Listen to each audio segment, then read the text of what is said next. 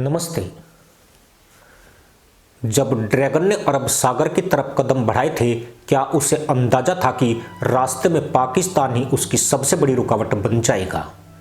क्या चीन पाकिस्तान की दोस्ती वाकई हिमालय से ऊंची थी, या यह सिर्फ कागजी नारा था? क्या सीपीईसी सच में चीन को ऊर्जा सुरक्षा और समुद्री ताकत दिलाने वाला था, या शुरू से ही यह एक ऐसा जाल था जिसमें चीन खुद उलझता चला गया? और सबसे बड़ा सवाल, क्या पाकिस्तान अब चीन के लिए दोस्त कम और बोझ ज्यादा बन चुका है? इन सवालों के जवाब आज किसी एक रिपोर्ट में नहीं, बल्कि पाकिस्तान के हर उस इलाके में बिखरे पड़े हैं जहां सीपीईसी के बोर्ड जंग खा रहे हैं। सड़कें अधूरी है और चीनी इंजीनियर बुलेट प्रूफ गाड़ियों में सिमटकर जीने को मजबूर हैं। यह कहानी सिर्फ एक प्रोजेक्ट की नहीं है, यह कहानी है उस सपने की जिसमें ड्रैगन ने अरब सागर तक पहुंचने का रास्ता देखा था, और आज वही रास्ता बारूद, खून और अविश्वास से अटक पड़ा है। सबसे पहले मौजूदा हालात को समझना जरूरी है। आज का पाकिस्तान राजनीतिक रूप से टूटा हुआ है, आर्थिक रूप से दिवालियेपन के कगार पर है और सुरक्षा के मोर्चे पर बिखर चुका है। 2023 से लेकर 2026 तक पाकिस्तान में सरकारें बदली, सेना का दबदबा बढ़ा, फिर घटा और आम जनता का गुस्सा सड़कों पर फूटता रहा। IMF की किस्तें रुकती चलती रही, महंगाई 30 से 35% के बीच झूलती रही और विदेशी निवेश लगभग सूख गया। इसी माहौल में सीपीईसी, जो कभी पाकिस्तान की आर्थिक रीढ़ बताया जाता था, आज खुद बैसाखी के सारे खड़ा दिखता है। सीपीईसी की नींव 2015 में रखी गई थी। उस वक्त चीन ने बड़े आत्मविश्वास के साथ ऐलान किया था कि वह पाकिस्तान में करीब 62 अरब डॉलर का निवेश करेगा। यह रकम सिर्फ सड़क, रेल और बंदरगाह के लिए नहीं थी, यह चीन की उस दीर्घकालिक रणनीति का हिस्सा थी जिसके तहत वह मलक्का स्टेट पर अपनी निर्भरता कम करना चाहता था। चीन को डर था कि किसी भी बड़े युद्ध या तनाव की स्थिति में अमेरिका और उसके सहयोगी मलक्का जल डमरू मध्य को बंद कर सकते हैं, जिससे चीन की ऊर्जा आपूर्ति ठप हो जाएगी। गवादर पोर्ट इस डर का तोड़ माना गया। अरब सागर का ऐसा दरवाजा जहां से तेल सीधे पश्चिमी चीन तक पहुंच सके, लेकिन यहीं से कहानी में दरार पड़नी शुरू हो गई। गवादर जिस बलूचिस्तान में स्थित है, वह पाकिस्तान का सबसे अशांत और उपेक्षित प्रांत है। आबादी कम, संसाधन ज्यादा, लेकिन दशकों से विकास न के बराबर। बलूचों की शिकायत रही है कि इस्लामाबाद उनकी जमीन और संसाधनों का शोषण करता है। जब सीपीसी आया तो स्थानीय लोगों को लगा कि यह उनके लिए नहीं, बल्कि चीन और पंजाब केंद्रित पाकिस्तानी सत्ता के लिए है। यही असंतोष धीरे धीरे बंदूक में बदल गया। बलूचिस्तान लिबरेशन आर्मी और उससे जुड़े गुटों ने साफ ऐलान किया कि वे सीपीईसी को किसी भी कीमत पर सफल नहीं होने देंगे। 2018 से लेकर अब तक चीनी इंजीनियरों, काफिलों और प्रोजेक्ट साइट पर दर्जनों हमले हो चुके हैं। 2021 में दासू हाइड्रो पावर प्रोजेक्ट पर हुए आत्मघाती हमले में 9 चीनी नागरिक मारे गए। 2023 और 2024 में गवादर, तुर्बत और पंजगुर इलाकों में लगातार हमले हुए।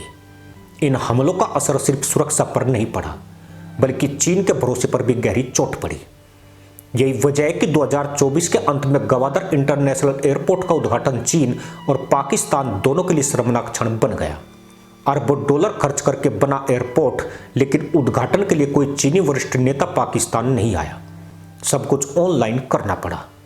यह कोई छोटी घटना नहीं थी, यह चीन की तरफ से एक साफ संदेश था। हम अब पाकिस्तान की सुरक्षा व्यवस्था पर भरोसा नहीं करते।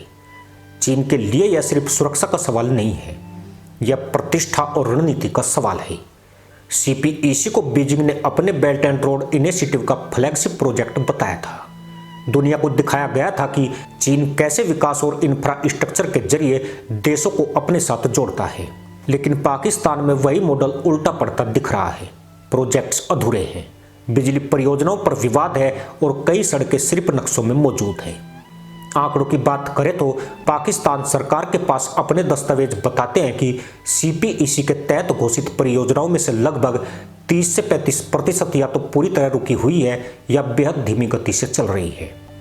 ऊर्जा सेक्टर में चीन ने करीब 34 अरब डॉलर लगाए हैं, लेकिन पाकिस्तान की भुगतान क्षमता इतनी कमजोर है कि वह चीनी कंपनियों को समय पर पैसे नहीं दे पा रहा है। इससे सर्कुलर डेट का संकट और गहरा हो गया है। जो 2025 तक 2 अरब 60 ट्रिलियन पाकिस्तानी रुपए से ऊपर चला गया। अब तस्वीर का दूसरा पहलू देखिए, पाकिस्तान की पश्चिमी सीमाएं। 2021 में अफगानिस्तान में तालिबान की वापसी के बाद पाकिस्तान ने सोचा था कि उसे एक दोस्ताना सरकार मिलेगी, लेकिन हकीकत इससे उल्टी निकली। तहरीक तालिबान पाकिस्तान को अफगान सीमा के पार सुरक्षित ठिकाने मिले और हमलों की संख्या बढ़ती चली गई। 2024 और 2025 में खैबर पख्तूनख्वा और बलूचिस्तान में आतंकी हमलों में सैकड़ों पाकिस्तानी सैनिक मारे गए। कई बार चीनी प्रोजेक्ट्स भी निशाने पर रहे।